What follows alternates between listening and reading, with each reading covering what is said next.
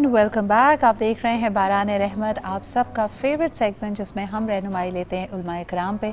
मुख्तलिफ सवालात आप हमें भेजते हैं, लेकिन यकीनन जिस तरह की ये मग़फ़िरत का अशरा है, अल्लाह ताला से इस्तग़फ़ार चाहने का अशरा है, तो आज हम बात करेंगे तौबा और इस्तग़फ़ार के हवाले से।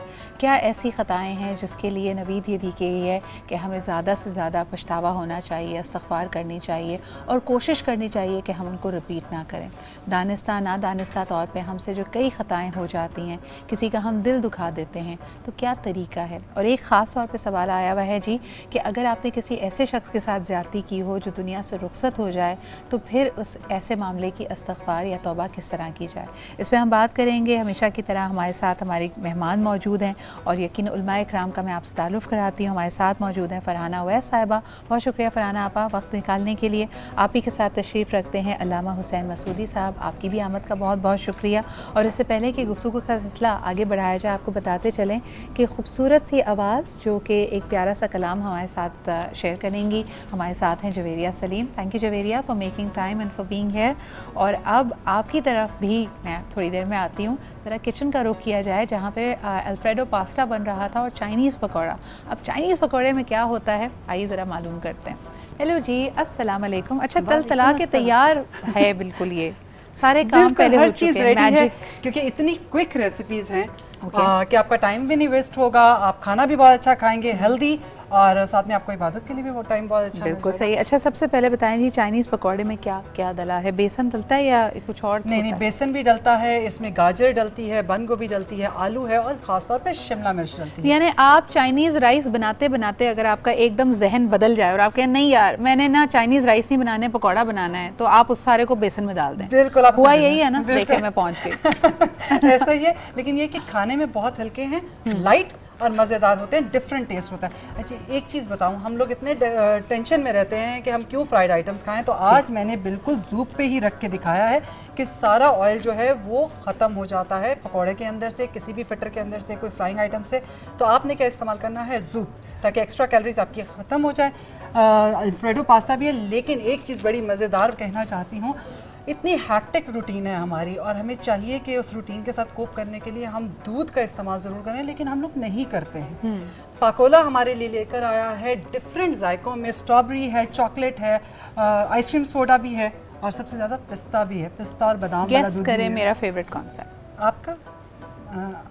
पिस्ता और बादाम जी नहीं, कॉफी की इतनी कोई शदीद जरूरत होती है उस वक्त, एंड जस्ट द राइट मीठा। बाय द वे ये वाला यहाँ पे मेरे ख्याल में चॉकलेट रखा हुआ है, लेकिन कॉफी का फ्लेवर जो पाकोला मिल्क का है वो बहुत जबरदस्त है। सबसे इजी ये है कि आपको दूध उबालना नहीं है, कोई झंझट नहीं है, ठंडा नहीं करना, और जो नहीं ठंडा कर लेना, नहीं मतलब दूध को गर्म, पतीली को गर्म को ठंडा नहीं करना, हाँ। बल्कि आपने जस्ट फ्रिज खोला, उसमें से ये बॉक्स निकाला और उसे पी लिया। जो बच्चे दूध नहीं पीते उनके लिए बेहतरीन फ्लेवर्स हैं इसके अंदर। और एक और बात कहना चाहूँगी, जिन लोगों को ये गलत फहमी है ना कि ये दूध नहीं है, तो पाकोला 100% मिल्क है। वो दूध के साथ डिफरेंट जायकों के अंदर है, तो प्लीज़ आप ज़रूर इस्तेमाल करें। और एक चीज़ आज आपके साथ शेयर करनी है, बहुत ही मज़ेदार रेसिपी बता रही हूँ 7 अप के साथ। दिल की बात है तो आप लोगों ने ये ज़रूर बनानी है इस बार। इसमें मैंने क्या डाला है, अनार है, अगर आपके पास अवेलेबल है तो उसका बीज निकाल लीजिए, उसको निचोड़ के रख लें। बस एक आलू बुखारा बीच में ऐड किया गया है, तो इसको हम ब्लेंड कर लेंगे। और अगर अनार ज़्यादा खट्टे हो तो आप थोड़ी सी चीनी भी डालें, थोड़ी सी चीनी ऐड कर लेंगे, लेकिन 7 अप डलनी है तो बस आपने इसमें क्या करना है, काला नमक ऐड करना है, एक आधा आलू बुखारा सूखा वाला उसको, और इसमें आपने अनार ऐड करना है जस्ट। और आपने बनाकर मुझे बताना ज़रूर है, प्लीज़ हमें फीडबैक दीजिएगा कि आपको ये कैसी लगी है। It looks very refreshing. और जी दिल की बात 7 अप के साथ आज हमने अनार के साथ बनाया। Thank you so much Salma, I am going to come back to you again. लेकिन अगर एक जाने से पहले एक बात कहूँ जी, हम सब बहुत परेशान है कोरोना की वजह से, तो इम्यूनिटी किट जो कि डालडा की तरफ से है, वाओ, यस, ये इम्यूनिटी किट है। क्यों, इसमें है क्या क्या, इसको खोल के दिखाएं। ये इम्यूनिटी क्यों है उसकी वजह ये सिद्रा आपको खुद बताएंगी, क्योंकि इस किट के अंदर क्या है, कलौंजी ऑयल है। वाओ, अच्छा जी, ये कलौंजी ऑयल बहुत ही खूबसूरत पैकिंग में, इफ़ यू वांट ये आपके लिए बेहतरीन गिफ्ट हो सकता है। कलौंजी वैसे ही कहा जाता है कि इसमें तमाम तर बीमारियों की शिफा मौजूद है, और यकीनन इसके बारे में मज़ीद, बल्कि फरहाना आपा आप मौजूद हैं तो ज़रूर हमें बताइए कि कलौंजी की आफादियत क्या है, ख़ास तौर पे तिब नबवी की रूह से अगर हम देखते हैं, क्यों कहा जाता है इसमें तमाम बीमारियों की शिफा है। क्योंकि रसूल पाक सल्लल्लाहु अलैहि वसल्लम ने फरमा दिया, इसलिए बस थैंक यू सलमा। मुस्तनद हो गई बात। अच्छा, और इसको खाने का कोई खास तरीका होता हर है? बीमारी की जो है ना वो शफा मौजूद है सिवाय मौत के, यहाँ तक कहा ना। तो अब आप सोचें कि हर बीमारी की जो शफा इसमें मौजूद है, और इसमें कहा जाता है कि अगर आप सुबह, जैसे शहद की अफादियत सुबह में ज़्यादा होती है, अगर आप नहार मुँह लेते हैं, या तो उसको शरबत की सूरत में ले लें कि पानी में 1 चम्मच शहद मिला लें और वो आप पी लें, या वैसे ले लें तो उसका फ़ायदा ज़्यादा होता है। तो इसी तरह अगर आप कलौंजी 1 चुटकी आप सुबह ले लेते हैं, जैसे अगर आजकल सहरी है तो सहरी में आप 1 चुटकी ले लें और बस पानी पी लें, वो काफ़ी है। और अगर आप अफ्तारी में भी लेना चाहें तो ले सकते हैं। तो अगर दिन में 1 दफ़ा किसी वक्त भी ले लें तो आपके अंदर के सारे सिस्टम को जो है वो ठीक करते हैं। तो नहीं होती नहीं, हम लोग तासीर पे चले जाते हैं फौरी तौर पे, लेकिन जब क्वांटिटी बहुत थोड़ी सी बता दी जाती है तो वो जिस्म के लिए उतनी काफ़ी होती है। ज़बरदस्त। तो ये तिब्बे नबी की रूह से भी हमें मिलता है, और ख़ास तौर पे आजकल गर्मी बहुत है, तो एक और बीज और एक और सीड जिसके बारे में हम देखते हैं कि बहुत चर्चा होती है और लोग उसको बहुत पसंद करते हैं, चाहे दूध का शरबत हो या आप कोई और शरबत इस्तेमाल करें। बात कर रहे हैं तुख्म मलंगे की। तो आइए ज़रा उसके ऊपर भी एक आपको पैकेज दिखाते हैं।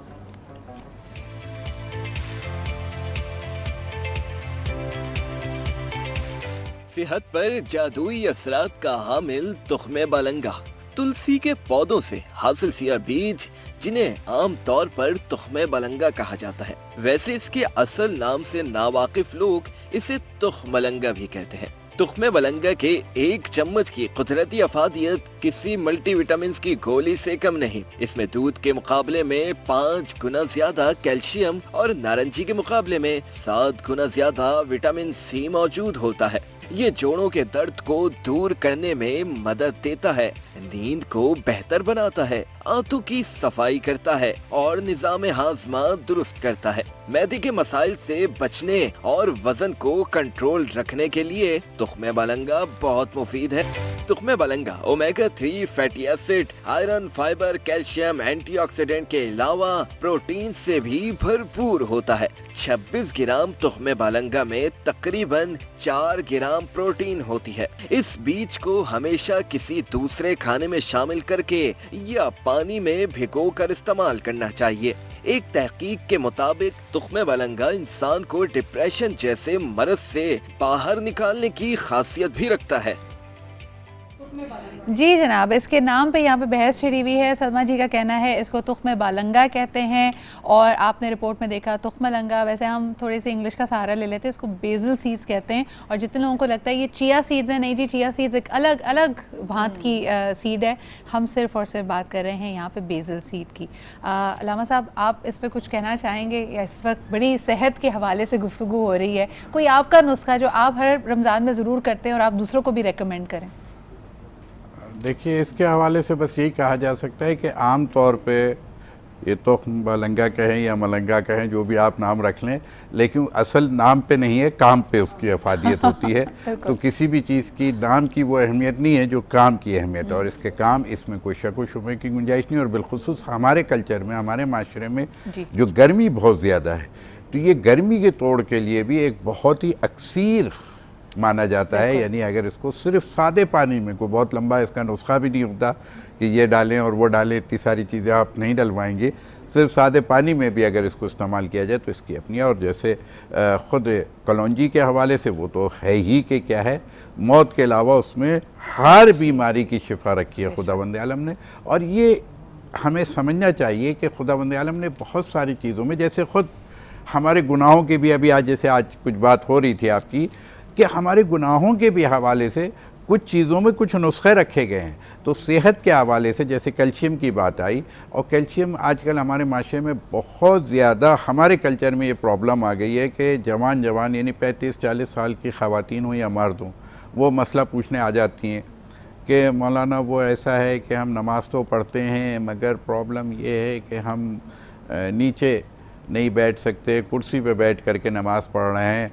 तो मैं उनसे यही एक सवाल करता हूँ कि भाई इसकी वजह तो वो हड्डियों का प्रॉब्लम है, जोड़ों की प्रॉब्लम है। अच्छा, इसकी एक वजह तो खैर एक्सरसाइज ना करना है, सबसे बड़ी वजह जोड़ों के दर्द की, इसलिए कि उन कल्चर्स में, उन माशरों में तो ख़वातीन माशाल्लाह 80-80 और 70-70 साल की ख़वातीन जो हैं वो गैस के सिलेंडर जो बहुत हैवी होते हैं वो अकेले ही लेके चली भी जाती हैं और लेके आ भी जाती हैं, उनको प्रॉब्लम नहीं होती। या हमारे अपने घर में आने वाली बेचारी वो मासी, मैं एक जुमला कहता हूँ, ये रमज़ान में सीखना चाहिए इस बात से भी इंसान को, और ये भी एक तौबा और इस्तग़फ़ार के एक दर्जों में से है कि इंसान के लिए, जैसे मासी आती है वो बेचारी 8 घर निपटा रही होती है पूरे दिन में, और आपके पूरे घर को साफ़ करके, और बल्कि ऊपर बैठे हुए ज़रा हाथ अंदर से पलंग के नीचे भी ज़रा करें और सोफ़े को भी ज़रा नीचे से साफ़ कर लें। वो बेचारी सारा कुछ करके आधे पौन घंटे में, और उसके बाद पूछती है बाजी वो चाय आप पियेंगी तो चाय भी बना दूं आपके लिए। यानी उसको ये फ़िक्र भी होती है कि इनको चाय, हालांकि उसको उनकी फ़िक्र हो या ना हो, लेकिन उसको ख़ुद भूख लगती है। तो बाजी कहती है हाँ हाँ बना लो, 1 कप तुम अपने लिए भी इस्तेमाल कर लेना। यानी और फिर वो बेचारी सूखी रोटी भी, वहाँ रोटी भी रखी है वो भी ले लो, या मसलन क्या है डबल रोटी रखी है वो ले लो।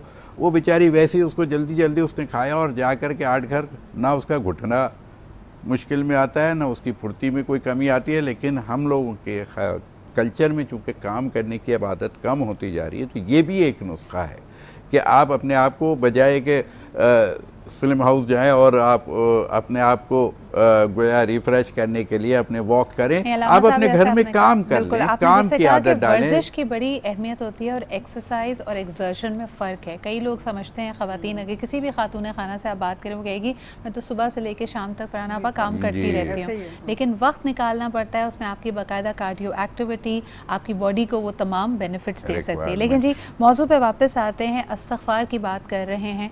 यकीनन फराना आपा सबसे बेहतरीन तरीका क्या है? जो सवाल पहले आया था कि अगर किसी ऐसे शख्स के साथ ज़्यादती हो जाए तो दुनिया से रुखसत हो चुका है, तो उससे माफ़ी कैसे मांगी जाए? बिस्मिल्लाहिर्रहमानिर्रहीम। तौबा और इस्तग़फ़ार में हमें नबी करीम सल्लल्लाहु अलैहि वसल्लम की बहुत सारी अहादीस मिलती हैं, जिसमें हमें पैगाम मिलता है कि हमें किस तरह से तौबा और इस्तग़फ़ार करते रहना चाहिए। आप सल्लल्लाहु अलैहि वसल्लम का इरशाद पाक है कि तौबा कर लो इससे पहले कि सूरज मगरिब से निकले या तुम्हें मौत के फ़रिश्ते नज़र आ जाएँ, यानी उससे पहले तौबा कर लो। तो अल्लाह ताला जो है वो बहुत रहीम और करीम है, और कुरान पाक में बहुत सारी आयात हैं जिसमें अल्लाह रब्बुल इज़्ज़त ने ये बताया है कि अगर तौबा करते हो तो मैं इसको कबूल करता हूँ। और बहुत जगहों पे आप सल्लल्लाहु अलैहि वसल्लम से फरमाया गया कि ए मोहम्मद सल्लल्लाहु अलैहि वसल्लम, इनसे कह दो कि तुम्हारा रब जो है वो बहुत करीम है, जब तुम तौबा करते हो तो वो उसको सुनता है, कबूल करता है। लेकिन तौबा के लिए कुछ शराइत भी हैं कि जब हम तौबा करें तो हमारे एक तो ज़ुबान से तौबा होती है कि हम कर रहे हैं और अदा कर रहे हैं कि अल्लाह ताला हमें माफ़ कर दे। एक ये है कि दिल से हम कर रहे होते हैं, और फिर ये कि तीसरी शर्त ये कि हम अपने जिस्म को उन चीज़ों के लिए तैयार कर रहे होते हैं कि अब हमने उन गलत कामों या गलत चीज़ों की तरफ नहीं जाना जिनकी वजह से हम तौबा कर रहे हैं। तो अच्छा, ये भी बड़ा अहम नुक्ता है फरहाना पर, इसमें मैं दोबारा भी आना चाहूँगी कि एक तो होता है कि पुख्ता आपने ये रेजोल्यूशन कर लिया कि मैंने दोबारा नहीं जाना, लेकिन अगर आप फिसलते हैं, बहकते हैं, वो गलती वो ख़ता आपसे दोबारा हो जाती है। मिसाल के तौर पर आपको रिश्वत लेने की आदत है, आपने इस्तग़फ़ार की, लेकिन फिर मौका आया, फिर लालच आ गई दिल में और आपने किया, तो क्या तौबा का दरवाज़ा बंद हो गया? कितनी दफ़ा एक ही गुनाह पे, एक ही गलती पे हम पशेमान हो सकते हैं? क्या इसमें भी कोई हमारी रहनुमाई है? लेकिन इस बारे में हम बात करेंगे एक छोटे से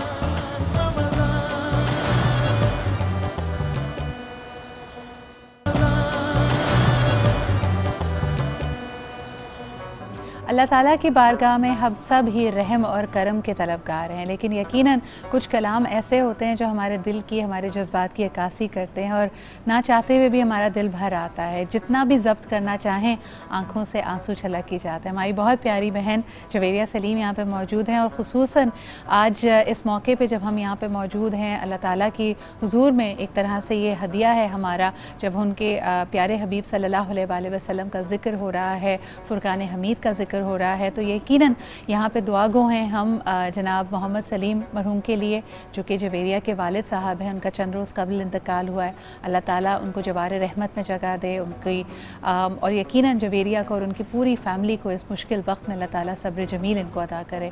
जवेरिया, आपने हिम्मत और हौसले से काम लेना है बेटा, और इतना मुबारक महीना है, हम सबको उम्मीद है, हम सब की दुआ है कि अल्लाह ताला उनको एक बहुत बेहतर मुकाम पर रखेंगे।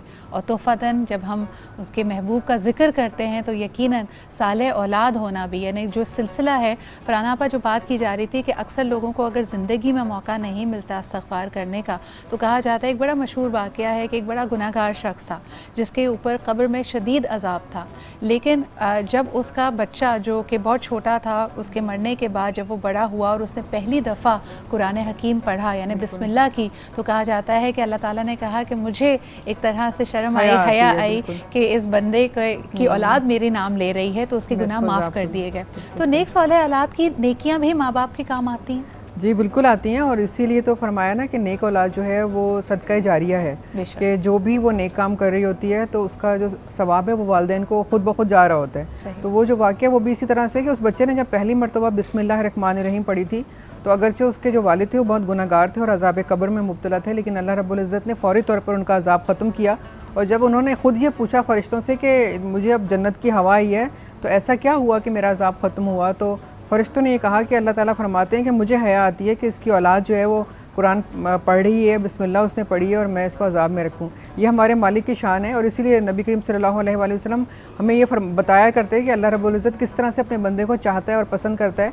आपने फरमाया कि अगर एक शख्स जंगल में हो और अपनी सवारी के साथ और वो थक कर थोड़ी देर आराम करने के लिए लेट जाए, उसकी सवारी और उसका तमाम सामान और खाने पीने की चीज़ें उस सवारी पे मौजूद हैं, लेकिन जब उसकी आंख खुले तो उसको पता चले कि उसकी सवारी जो है वो एकदम से गायब हो गई, अब ना खाने पीने का सामान रहा ना सवारी, और वो जंगल में दाएं बाएं भाग रहा है, उसको तलाश कर रहा है, और जब थक जाता है और सोचता है कि शायद अब मुझे ये सब कुछ नहीं मिल सकेगा और ना ही मैं मंजिल तक पहुँच सकूँगा, और थक कर वो लेट के ये सोचता है कि बस अब मैं लेटूँगा और मैं ख़त्म हो जाऊँगा, तो जब वो आखिरी चीज़ ये सोच रहा होता है और एकदम से उसके सामने वो सवारी आ जाए और उसका सामान आ जाए, तो जो खुशी उसको उस वक्त होती है वो खुशी अल्लाह रब्बुल इज़्ज़त को उस वक्त होती है जब बंदा अल्लाह की तरफ पलटता है, क्योंकि तौबा का मतलब है रुजू करना, पलटना, और इस्तिग़फ़ार का मतलब है माफ़ी मांगना। बिल्कुल फरहाना पर ये बात मैं लामा साहब की तरफ भी लेके जाना चाहूँगी। लामा साहब, जो गुनहगार शख्स होता है या तो यानी गुनाह की आदत पड़ जाती है या उसको मायूब नहीं जानता, लेकिन अक्सर अपने दिल के दिलासे को कहता है कि अब तो इतने गुनाह मुझसे हो गए कि रहमतें मुझसे बहुत दूर हैं और मैं किस किस गुनाह की इस्तिग़फ़ार या तौबा करूँगा। तो ऐसा कोई शख्स अगर गुनाहों में डूबा हुआ है और वो नाउम्मीद हो गया है अल्लाह की रहमत से और इस बात से कि उसकी इस्तिग़फ़ार कबूल होगी, तो आप उसको क्या मशवरा देंगे और वो किस तरह इस्तिग़फ़ार करें?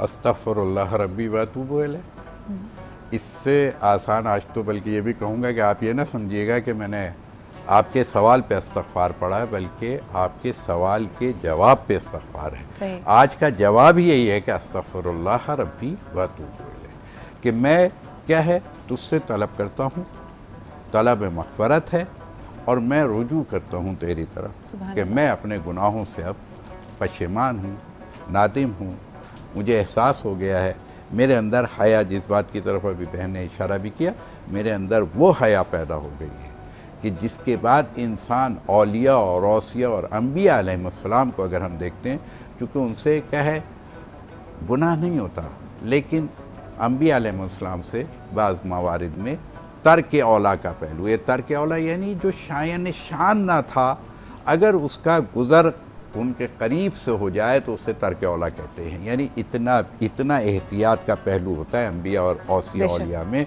तो बहरहाल यहाँ पर भी बस मैं इतना कहूँगा कि जी हाँ, इंसान के लिए तौबे नसूह क्या है, जिस बात की तरफ अभी एक इशारा भी हो रहा था, कि ऐसी तौबा कि जिसके बाद फिर लौटने का कोई इम्कान बाकी ही ना रह जाए, यानी जिन्स की तब्दीली हो जाए। मिसाल के तौर पे आप कहें कि ग़िज़ा जो है वो जानवर ने खा के और जानवर बन गया, इंसान ने, मैंने ग़िज़ा खाई, अब वो ग़िज़ा ख़त्म हो गई है, वो ग़िज़ा वापस लौट ही नहीं सकती है, मेरा जिस्म का वो पार्ट हो गई है। अब इसी तरीके से तौबा नसूह वो है कि जिसमें क्या है इंसान इस तरीके से पलट जाए कि फिर वापस लौटने का इम्कान ही ख़त्म हो जाए। यहाँ पर दो तीन वाक़यात जहन में आ रहे हैं कि एक बुश्र हाफ़ी के हवाले से कि वो बहुत ही गुनहगार शख्स था और इमाम मूसा काज़िम अलैहिस्सलातु वस्सलाम का ज़माना है और वो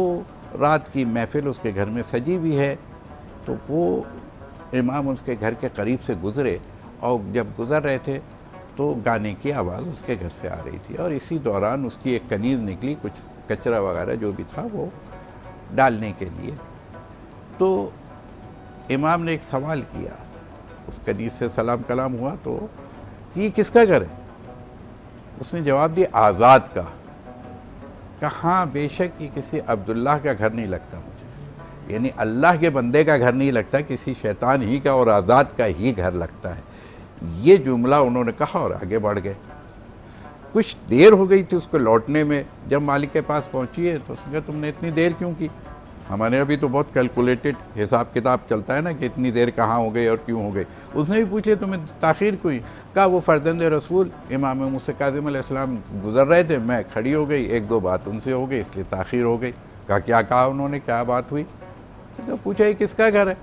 मैंने कहा आज़ाद का घर है। तो उन्होंने कहा हाँ ये किसी अब्दुल्ला का घर नहीं लगता मुझे, अल्लाह के बंदे का घर नहीं लगता, ये किसी आज़ाद ही का घर है। कि जब गाने की और उसकी आवाज़, उसने ये जुमला सुना बस वहाँ असर हुआ, तौबा नसूह क्या होती है। वो बुशर हाफ़ी अपना ताख्त या अपनी जगह छोड़ छाड़ के दौड़ा इमाम के पीछे और खैर इमाम नहीं मिले उसे, लेकिन उसने फिर वो तौबा की जी कि उस वक्त के बाद से बुशर हाफ़ी जो है सारी ज़िंदगी, चूँकि जब तौबा की थी इमाम के सामने ही जाकर के, इमाम ने कहा अब वो गुनाह जो तुम आज तक करते थे इसके पलट जाओ, इस तरह पलट जाओ कि फिर उसका इम्कान तुम्हारे पास बाकी ना रहे। ये तौबा साहब ये बात ही को मैं आगे बढ़ाऊं। एक जुमला मैं बस मुकम्मल कर दूं कि उसके बाद उनके साथ खुदा की रहमत क्या होती है। देखिए मग़फ़िरत और तौबा का फ़ायदा भी समझना चाहिए लोगों को। फ़ायदा ये हुआ उनको कि इतना एहतराम, उनके नंगे पैर, वो सारी ज़िंदगी क्या है नंगे पैर उन्होंने जिस हालत में तौबा की थी उस पर बाकी रहे। तो जब तक वो ज़िंदा रहे बगदाद की गलियों में, कहते हैं कि जिन गलियों से उनका गुज़र होता था वहाँ जानवर गलाज़त नहीं किया करते थे। जिस दिन उनका इंतकाल हुआ है उसके बाद से ये हुआ। यानी इस तरीक़े से अगर हम देखें या खुद होर को देख लें, ये है तौबा। बिल्कुल तौबा नसूह क्या थी कि लश्कर यजीद को छोड़ करके लश्कर इमाम आली मकाम हुसैन इब्न अली के पास आके शहादत के दर्जे पे फायज होके शोहदाए करबला के, जो अब हमारी जिसकी मग़फ़रत मुश्किल थी वो अब मग़फ़रत कराने वालों में शामिल हो जाए, ये बड़ी बात। सुभान अल्लाह। फरहाना आपा, लेकिन फिर उसी नुक्ते पे जाना चाहूँगी कि अक्सर हम तो बिल्कुल ही ख़ाम लोग हैं, हम लोग अक्सर किसी बात पे पशेमा होते हैं, अल्लाह ताला से इस्तग़फ़ार करते हैं, लेकिन ना चाहते हुए भी एक आदत है, गुस्सा है, बिटरनेस है, माशरा इस तरह का है कि अगर वो गलती, वो ख़ता हमसे दोबारा सरज़द होती है तो फिर क्या करना चाहिए? कुछ लोग थक जाते हैं कि भाई इस्तग़फ़ार की थी, फिर दोबारा उसी रंग में ढल गए, अब तो कुछ नहीं हो सकता, तो क्या करना चाहिए? देखिए पहले तो ये चीज़ हमें अपने जहन में रखनी चाहिए कि इस्तग़फ़ार पढ़ने का मकसद ये नहीं है कि हम गुनाहगार हैं। अगर हमने गुनाह नहीं किया तब भी आदत होनी चाहिए कि हमने पढ़नी है। सुबह भी एक तस्बीह पढ़ लें और शाम को भी एक तस्बीह पढ़ लें, क्योंकि ये अम्बिया की सुन्नत है। अम्बिया किराम मासूम होते हैं लेकिन उन्होंने इस्तग़फ़ार की तस्बीहां पढ़ी हैं और इसलिए पढ़ी हैं ताकि अपनी उम्मतों को ये तालीम की जा सके। अगर कोई इस्तग़फ़ार कहता है तो इसका मतलब ये नहीं कि उसने गुनाह किए हुए हैं। दूसरी ये बात कि अगर हमसे सुबह शाम ख़ताएँ होती हैं तो हम किस तरह से अपने आप को पाक और साफ़ करें। तो एक सहाबी नबी करीम सल्लल्लाहु अलैहि वसल्लम के पास आए और फरमाया कि मुझसे गुनाह हो गया है। तो आपने फरमाया अच्छा, आपने मुँह चेहरा अपना जो है दाएँ बाएँ कर लिया, फिर नमाज का वक्त हुआ, आपने नमाज़ पढ़ाई, नमाज़ पढ़ के जब आप जाने लगे तो फिर आपके पीछे आए कि मैंने गुनाह किया है। तो आपने फरमाया कि क्या जब तुम मस्जिद आ रहे थे तुमने अच्छे से वुज़ू नहीं किया था? तो उन्होंने कहा जी बिल्कुल मैंने किया था अच्छी तरह से वुज़ू। तुम पाक साफ़ होकर आए थे? जी मैं पाक साफ़ होकर आया था। फिर तुमने मेरे पीछे नमाज़ भी पढ़ी? जी मैंने नमाज़ भी पढ़ी। तो आपने कहा बस ठीक है, तुम्हारा गुनाह ख़त्म हो गया। तो एक तरीका तो ये है कि जब आपसे कोई गलती हो जाए, कोई ख़ता हो जाए तो आप कोई अच्छा काम कर लें फ़ौरी तौर पे। आप फ़र्ज़ नमाज भी जब पढ़ते हैं तो आपके वो छोटे छोटे गुनाह जो हैं वो झड़ जाते हैं। लेकिन दूसरी बात ये है कि आप एक तो सुबह शाम तस्बीह पढ़ें और फिर हर वक्त जो है वो इस बात की नीयत रखें कि मुझे गलती नहीं करनी है। और वो जो रात में अक्सर बुज़ुर्ग कहते हैं ना कि जब आप सोने के लिए लेटें तो पहले मुहासबा करें, दिन भर मुझसे कितनी ख़ताएँ हुई हैं और जो ख़ताएँ हुई हैं वो मैं दोहराऊँगा नहीं, ये अपने आप से नियत करें। जब आप बार बार इस चीज़ को प्रैक्टिस करेंगे तो फिर आपकी वो आदत बन जाएगी और फिर आप गलत काम नहीं करेंगे। और एक और चीज़ जो आप पूछ रही थी कि अगर कोई मर जाए और हमें एहसास हो कि हमने कोई गलती की थी या कोई सिलसिला था, तो देखिए रसूल करीम सल्लल्लाहु अलैहि वसल्लम का इरशाद है कि मुफलिस कौन होगा। जब आपने अपने सहाबा किराम से पूछा तो आपने फरमाया कि मुफलिस तो गरीब होता है, तो क़यामत के दिन मुफलिस कौन होगा हमें समझ नहीं आई। तो आपने फरमाया कि मुफलिस वो होगा कि जो बहुत सारी नमाज़ें, रोज़े, हज और बहुत सारी इबादत लेकर आएगा, लेकिन जब उसका हिसाब किताब का वक्त आएगा तो पता चलेगा कि उसने किसी के साथ ज़्यादती की है, किसी को गाली दी है, किसी के साथ गीबत की है, तो वो तमाम जो लोग उसकी जिनके साथ उसने अच्छाइयाँ किया होगा वो नेकियां उसके उनके उनको पलड़े दे में दी डाल दी जाएगी, जाएंगी बिल्कुल। और वो मुफलिस हो जाएगा, वो गरीब हो जाएगा। तो इसलिए अगर आपने किसी से ज्यादती की है और वो जा चुका है दुनिया से, जी। तो हमें उसके लिए एक तो दुआएं मगफरत करनी चाहिए, दूसरे उसके नाम से सदकात देने चाहिए, ताकि कल को आपकी नेकियां उसके पलड़े में ना जाएं, बल्कि पहले से उसकी नेकियां आप खुद ही बढ़ा दें। बिल्कुल, और आप बिल्कुल। एक तरह से अजाला कर रहे हैं ये उसका कि अक्सर आप लोग ये उसकी इस माफी भी मुगालते मांग में रहे पड़ हैं और जाते, सदकात भी बिल्कुल दे रहे हैं। फरहाना पा अक्सर लोग इस मुगालते में चले जाते हैं कि अगर जो दुनिया में किसी को आपने तकलीफ़ दी, ईज़ा पहुंचाया, वो तो इस दुनिया से रुखसत हो गया, तो अब आपकी पशेमानी, आपका गिल्ट, आपका दुआ करना उन तक नहीं पहुंचता। लेकिन हमारे ईमान के मुताबिक एक ज़िंदगी आपकी वो भी है जो यहाँ से इंतकाल के बाद यानी मुंतकिल होने के बाद भी शुरू होती है। और बेशक आपके दिए हुए सदकात, आपकी की हुई खैरात, आपका किया हुआ कोई भी अच्छा अमल जो आप उनको हदियतन तोहफ़तन पहुँचाना चाहते हैं, यकीनन उनका सवाब उनको मिलता है और ये सिलसिला यहाँ पे मुनक़ता नहीं होता। एक छोटा सा ब्रेक लेते हैं, विल बी राइट बैक।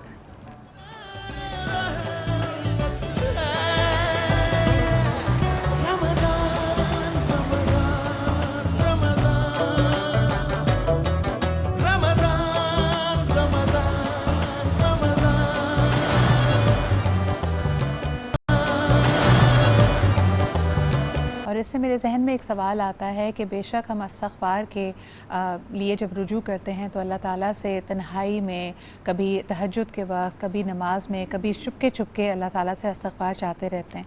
लेकिन फरहाना आपा, जब हम ख़ास बात करते हैं, हम उम्रे के लिए जाते हैं, हज के लिए जाते हैं, या फिर हमारा जाना मस्जिद नबी हो, अहले बैत के मज़ारात पे हो, बुज़ुर्गान दीन के मज़ारात में हो, तो क्या उन जगहों की ख़ास अहमियत है कि वहाँ पे हमारी इस्तग़फ़ार कबूल होती है? या जैसे हम पिछले दिनों हमने एक पैकेज चलाया था, रिपोर्ट चलाई थी मैदान अरफ़ात के हवाले से, जहाँ पे हज़रत आदम अलैहिस्सलाम की दुआ कबूल हुई, इस्तग़फ़ार कबूल हुई।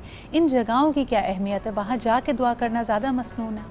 बिल्कुल, जगह की तो बहुत फजीलत है और उन जगहों पे जहाँ पर रसूल पाक सल्लल्लाहु अलैहि वसल्लम ने दुआएं मांगी, जो अल्लाह का घर है, जहाँ से कोई दुआ जो है रद्द नहीं होती। आप मक्का मुअज़्ज़मा में जो ख़ास मकामात हैं, जैसे सई का मकाम है, जहाँ जहाँ पे वो पानी गिरता है, जो आबे ज़मज़म की नहीं मिज़ाब रहमत जिसे कहते हैं, नाम याद नहीं आता, मिज़ाब रहमत के नीचे खड़े होकर आप हतीम के अंदर दुआएं मांगते हैं, वहाँ पे कबूल होती हैं। मुताफ़ में आप जहाँ पर भी मांग लें आपकी दुआएं कबूल होती हैं।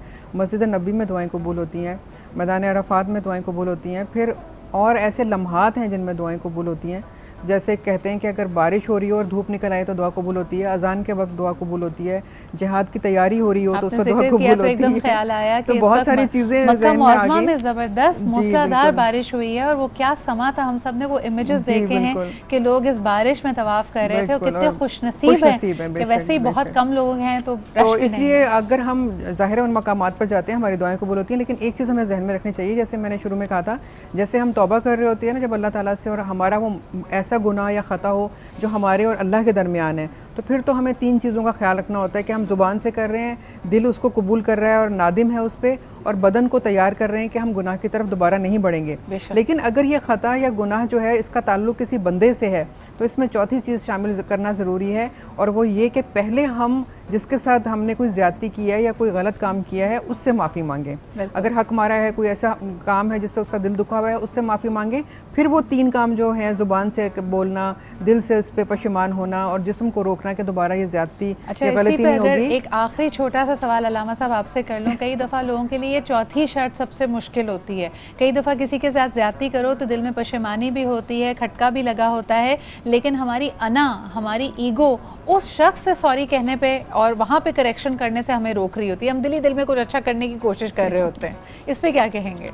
अना को तोड़ने के लिए तो सबसे अच्छा नुस्खा खुदावंद आलम ने बता दिया है कि दिन में 5 मरतबा अपनी पेशानी को ज़मीन पर रखो, यानी नमाज कायम करें, नमाज की तरफ जाना, और इस्तग़फ़ार के ये उसी में से है। रसूल अकरम का भी सल्लल्लाहु अलैहि वसल्लम का भी वतीरा यही था, तरीक़ा यही था कि कोई भी मजलिस, कोई भी बज़्म, कोई भी जगह ऐसी नहीं होती थी कि जहाँ वो मजलिस से उठें और इस्तग़फ़ार किए बगैर उठ जाएं। सुभान अल्लाह। तो इस्तग़फ़ार करना चाहिए, बारान रहमत है। हाँ जी। बस अरफात के मैदान और हज पे जाने की ज़रूरत नहीं है। रमज़ानुल मुबारक आया हुआ है, अशर मग़फ़रत में बैठे हुए हैं आप। यहीं पर आपके घर में आज मग़फ़रत आपके दरवाजे पे दस्तक दे रही है कोई मुझसे तलब करने वाला, मैं उसे आज माफ़ करूँगा। सुभान अल्लाह। अल्लामा साहब, बहुत खूबसूरत बात आपने की कि वाकई दस्तक दे रहे हैं ये खूबसूरत लम्हात हमारे लिए। लेकिन इन्हीं सातों में हम अल्लाह ताला से दुआगो हैं कि हमें हज उम्रे की भी सियादत अदा करें और उनके हरम पाक को दोबारा से खोल दिया जाए, वो रौनकें फिर बहाल हो। बहुत शुक्रिया। अल्लामा साहब हमारे साथ मौजूद है, फरहाना आपा मौजूद थी, सलमा जी ने किचन में अपनी उसकी रौनक खूब बढ़ाई इन रेसिपीज़ के थ्रू। बहुत बहुत शुक्रिया आपका भी। एंड वंस अगेन जवेरिया, आपकी आमद का बहुत शुक्रिया। बहुत खूबसूरत कलाम पढ़ा, हम सब दुआ गो हैं आपके मरहूम वालिद के लिए, जनाब मोहम्मद सलीम साहब के लिए। इसी के साथ हम सबको इजाज़त दीजिए, अपनी दुआओं में याद रखिए। इंशाअल्लाह ताला कल आपसे फिर मुलाकात होगी। अपना बहुत ख्याल रखें। खुदा हाफ़िज़।